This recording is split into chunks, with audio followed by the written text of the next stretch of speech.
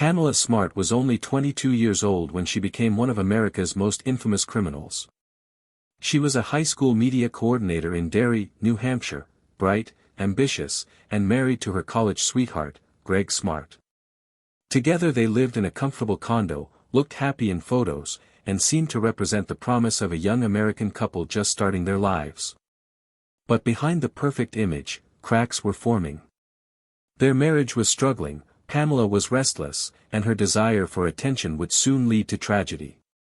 In 1989, Pamela began working with a high school program designed to help students stay away from drugs. That's where she met 15-year-old Billy Flynn, a shy student with long hair and a rock band obsession. To him, Pamela was exciting, older, beautiful, and glamorous.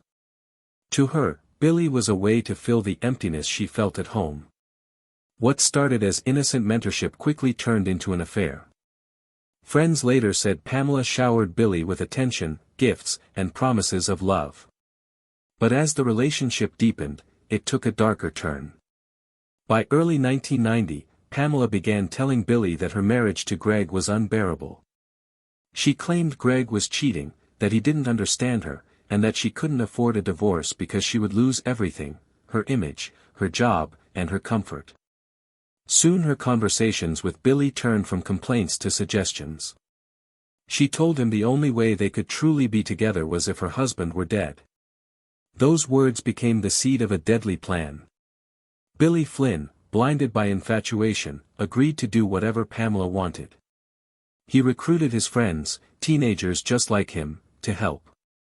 They stole a handgun and waited for the right night. On May 1, 1990, Greg Smart returned home from work. As he walked into the house, Billy and another teen confronted him. Within moments, a single shot ended Greg's life.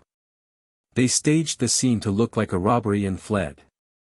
When Pamela arrived later, she cried, screamed, and played the part of the grieving widow. But her tears didn't last long. Police soon noticed inconsistencies in her story. Within weeks, one of the boys broke down and confessed.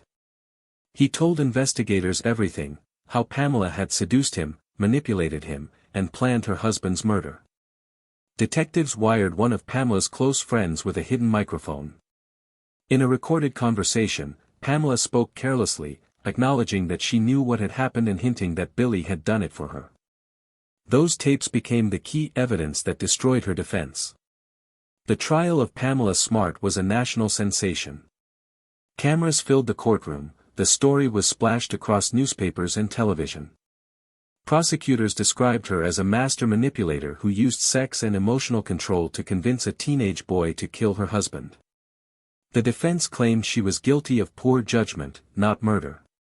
But the jury disagreed.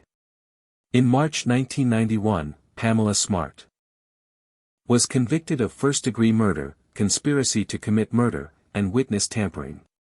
The judge sentenced her to life in prison without parole.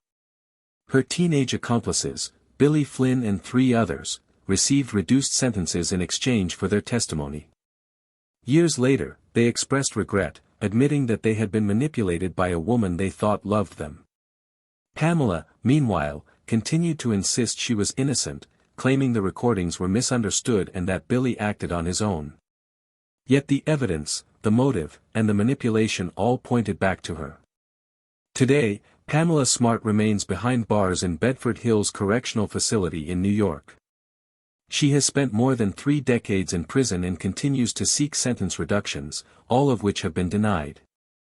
Her story became a cautionary tale, how charisma and intelligence can turn deadly when twisted by control and obsession. What began as a forbidden affair ended with a husband dead, a teenager's life destroyed, and a young woman's future locked away forever. Pamela Smart's case remains one of the most chilling examples of manipulation in American true crime history, a reminder that behind the face of charm and intellect can hide a darkness capable of anything.